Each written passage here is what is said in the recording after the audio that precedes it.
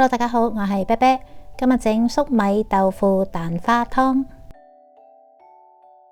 呢個湯簡單又好味。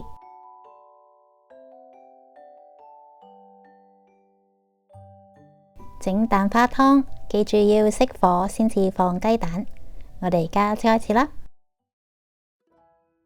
材料有粟米蓉1罐、滑豆腐1盒、雞蛋2隻。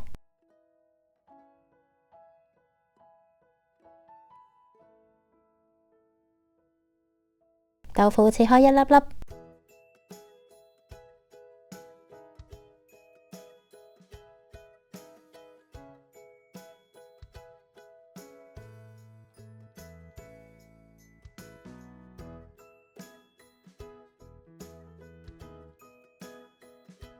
豆腐先拎去出一出水，咁會更加滑。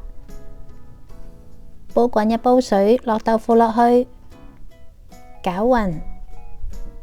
然後煮返滾就可以撈起啦，唔使煮好耐。嗰煲水倒咗去唔要。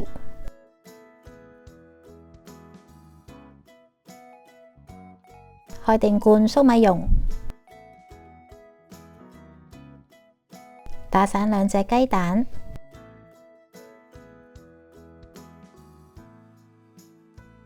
將粟米蓉倒落個煲度。我用返頭先用嚟煮豆腐隻鑊。呢罐粟米有14.75安士，用返同一個罐，倒入2罐嘅清水，冚蓋煮滾。滾起之後放豆腐，撈下佢，試下個味，俾適量嘅鹽同埋1/4茶匙嘅雞粉嚟到調味。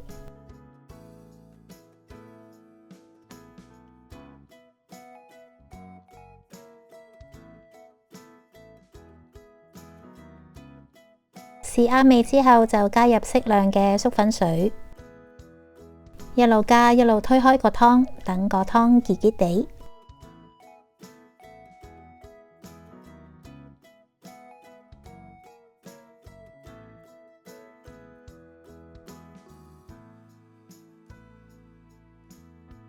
個質地係比湯羹稀少少，好似咁樣。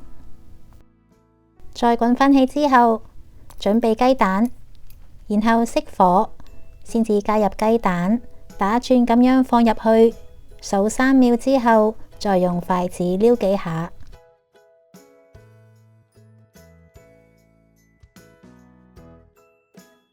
然後冚蓋焗佢20秒。咁呢個粟米豆腐蛋花湯就做好噶啦，加啲蔥花上面。我鍾意食嗰時再加少少白胡椒粉。天氣開始熱，想飲湯又唔想煲湯，就整呢款滾湯，快靚正。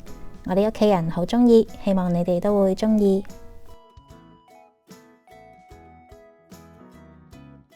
我哋每個星期都會出幾個唔同嘅家常菜食譜，未諗到想食咩好，煮咩好，可以隨時上嚟睇下。歡迎大家訂閱、撳鐘仔、分享食譜俾家人朋友，多謝你哋嘅支持同收睇，我哋下集再見。